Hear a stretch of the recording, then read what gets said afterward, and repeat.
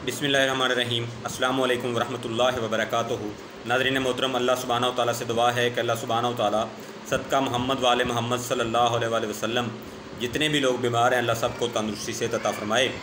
नाज़रीन मोहतरम, आज मैं बताऊँगा कि सुफ़रा, सुदा और बलगम के लिहाज से जो हमारी जिस्म के अंदर अलामात होती हैं वो क्या और किस तरह से होती हैं। तो आइए शुरू करते हैं। सबसे पहली चीज़ मैं आपको बता दूं कि ये जो चीज़ें मैं आपको बताने जा रहा हूँ, कोई भी हकीम, तबीब या इल्म तिब के साथ वाबस्ता लोग अगर इन चीज़ों को जो मैं बताने जा रहा हूँ जुटलाएं या इनकार करें तो उनको मुकम्मल हक़ हासिल है कि वो मुझे कमेंट्स करके बताएं, नहीं तो ये चीज़ें मनो अन तस्लीम करें। मिजाज को जांचना या खिल्लत को देखने के लिए ये चीज़ें इस तरह से हैं। नंबर 1 पे ज़ुबान है। हमारे यहाँ जो भी किताबों में लिखा हुआ है वो कुछ इस तरह से लिखा है कि असाबी मिजाज वाले बंदे की ज़ुबान सफ़ेद होती है, जबकि मेरा ये दावा है कि गुद्दी ज़ुबान में भी कुछ लोगों की ज़ुबान ऊपर से सफ़ेद होती है, यानी खिलते सुफ़रा की ज़्यादती भी है और ज़ुबान भी ऊपर से सफ़ेद है। ये मेरा दावा है। अब वो किस हालत में है ये मैं बता देता हूँ कि वो लोग जिनको लूज़ मोशन या गैस का मसला गुद्दी मिजाज या सफ़रावी मिजाज में होता है उनकी ज़ुबान ऊपर से सफ़ेद होती है। तो लिहाजा सिर्फ़ ये कह देना कि असाबी मिजाज वाले बंदे की ज़ुबान सफ़ेद है, ये गलत है। इसमें कोई शक नहीं है कि सफ़रावी मिजाज में ज़्यादातर लोगों की ज़ुबान ऊपर से पीली होती है, लेकिन कुछ लोग ऐसे भी होते हैं जिनको पेचिश का प्रॉब्लम होता है या जिनका मैदा ख़राब रहता है और गैस भी साथ में होती है, उनकी ज़ुबान भी ऊपर से सफ़ेद होती है। आपको ये अंदाज़ा होगा कि ज़ुबान नीली, जामनी या फिर ब्लैक ये सुदावी मिजाज में होती है। सुफ़रावी मिजाज में या पीली या फिर सफ़ेद होती है, और असाबी मिजाज में ज़ुबान जो है वो ऊपर से सफ़ेद होती है। अब चलते हैं दूसरे नंबर पर, वो है नब्ज़। आपने ये पढ़ा और सुना होगा कि उज़लाती या सुदावी नब्ज़ जिस्म के या बाजू के ऊपर हाथ रखने से फ़ौरन महसूस हो जाती है। बेसिकली वो उज़लाती नब्ज़ होती है। सुदावी नब्ज़ उससे थोड़ा नीचे होती है।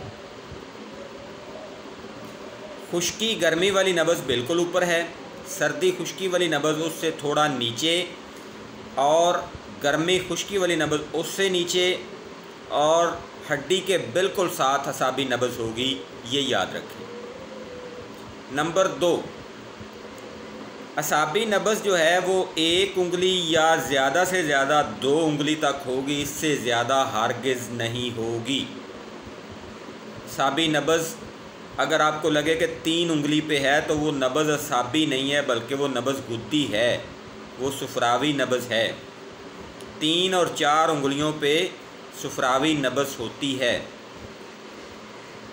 और जिस बंदे की नब्ज़ धोखा देती है वो कौन लोग होते हैं? या तो ज़्यादा इंग्लिश अदवियात इस्तेमाल करने वाले लोग, या बहुत ज़्यादा बिला दरेग अदवियात का इस्तेमाल करने वाले लोग, या फिर अपने मिजाज के लिहाज किए बग़ैर खुराकों का इस्तेमाल करने वाले लोगों की नब्ज़ें अमूमन धोखा देती हैं। कौन सी? असाबी और गुद्दी। ये 2 नब्ज़ें आपस में बदलती रहती हैं, धोखा देती रहती हैं। तो एक हकीम या तबीब के लिए बड़ा ज़रूरी है कि वो इनकी पहचान खुद करे। इसके बाद आता है जी पेशाब का ज़्यादा आना और उसका रंग। जिस तरह से मैंने अर्ज़ किया पहली वीडियोस के अंदर कि सफ़ेद पेशाब आना ये असाबी मिजाज में है, लेकिन कई बार पानी या फिर लिक्विड चीज़ों के ज़्यादा इस्तेमाल अगर गुद्दी मिजाज वाला बंदा करता है तो उसका भी पेशाब सफ़ेद होता है। तो लिहाजा गुद्दी और असाबी करूरा भी धोखा दे सकता है। इस पे भी आपको बड़ा गौर फ़िक्र करना होगा। उज़लाती करूरा कभी धोखा नहीं देता।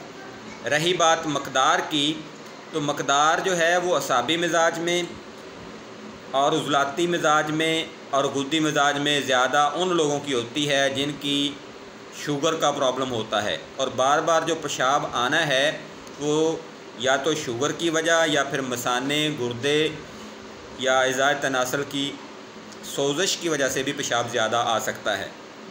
तो लिहाजा तबीब को इस पे भी बड़ा गौर व फ़िक्र करना होगा। सिर्फ़ ज़ुबान या सिर्फ़ नब्ज़ या सिर्फ़ पेशाब से ही मुकम्मल तशख़ीस नहीं होगी। अब आते हैं स्टूल या पखाने की तरफ।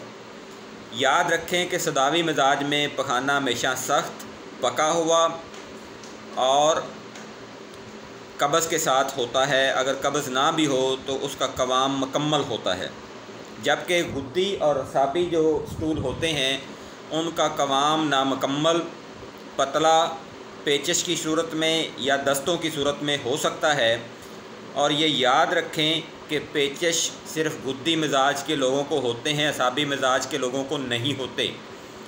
और पेचिश की तारीफ़ भी याद कर लें, वो कुछ इस तरह से है कि वो लोग जिनको 2 बार या 3 बार दिन में पखाने की हाजत होती है वो दस्त नहीं होते, वो पेचिश होते हैं। और वो सिर्फ़ गुद्दी मिजाज में होते हैं, ना तो वो बलगमी में होंगे और ना ही फिर वो सुदावी मिजाज में होंगे, वो सिर्फ़ सुफरा की ज़्यादती की वजह से होंगे। और ये भी याद रखें कि जो डायरिया या हैज़ा या दस्त जिसको हम कहते हैं वो सिर्फ़ असाबी मिजाज में होता है, ना तो गुद्दी में होता है, ना फिर उज़लाती में होता है। तो लिहाजा यहाँ पे भी अपनी तोसी कर लें। गैस या तबखीर मैदा, ये बहुत बड़ी अलामत है जो कि धोखा देती है। जिन लोगों को तबखीर मैदा बावजह कब्ज़ हो वो सुदावी या उज़लाती मिजाज के हामिल होते हैं, और जिन लोगों को तबखीर मैदा और साथ में पेचिश आते हों वो गुद्दी मिजाज के हामिल होते हैं। असाबी मिजाज में तबखीर पैदा ही नहीं होती। इसके बाद आ जाती है मरीज़ की बताई हुई अलामात। अब मरीज़ आपके पास आए, जो भी अलामात वो आपके बताता है वो आपके लिए बड़ी अहमियत की हामिल हैं, बल्कि मरीज़ आपका बॉस है, और बॉस जो आपको ऑर्डर करता है या बताता है वो आपके ज़हन में होना चाहिए और आपको पता होना चाहिए। तो लिहाजा याद रखें कि मरीज़ अगर आपको आके इस तरह से बताता है, एक मिसाल देता हूँ कि ज़ुबान सफ़ेद है, पेशाब ज़्यादा आता है, लेकिन उसको पेचिश भी हैं और उसको तबखीर का मसला भी है, तो अब आपको ये कहे कि मिजाज बता दें, तो आपने ये देखना है कि एक तो उसको तबखीर है, दूसरा उसको पेचिश है, दस्त नहीं है, और तीसरा ज़ुबान उसकी सफ़ेद है। ज़्यादा सफ़ेद जो है वो उज़लाती मिजाज में तो हो नहीं सकती, या बलगमी में या सफरावी में है। तो लिहाजा आपको 2 काशन मिल गया, एक पेचिश का और एक गैस का। अब गैस असाबी में नहीं होता, या गुद्दी में या उज़लाती में होता है। तो जब आप इन तीनों चीज़ों को देखेंगे, साथ में नब्ज़ भी देखेंगे, उसकी ज़ुबान भी देखेंगे, उसके साथ डिस्कस भी करेंगे, तो आपको फ़ौरन पता चल जाएगा कि ये सफरावी मिजाज का मरीज़ है।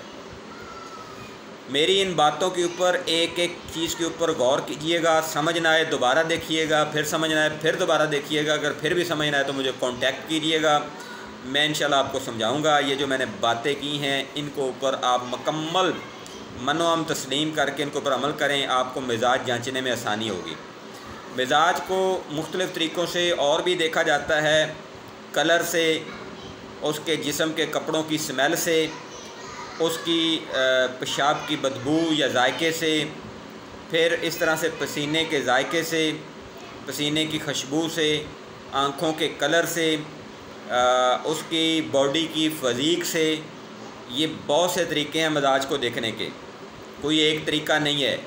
जिस्म का जो लमस होता है उससे भी हम मिजाज को जांच सकते हैं। अल्हम्दुलिल्लाह हम जिस्म को हाथ लगा के आंखें बंद करके नब्ज़ के ऊपर हाथ रखने की बजाय जिस्म के किसी हिस्से पर हाथ रख के हम आपको बता सकते हैं कि मिजाज कौन सा है, अल्लाह के करम और फजल से। तो मुझे अपनी दुआओं में याद रखिएगा, अपना बहुत सारा ख्याल रखिएगा। फ़ी मानिल्लाह, अल्लाह हाफ़िज़, अस्सलामु अलैकुम।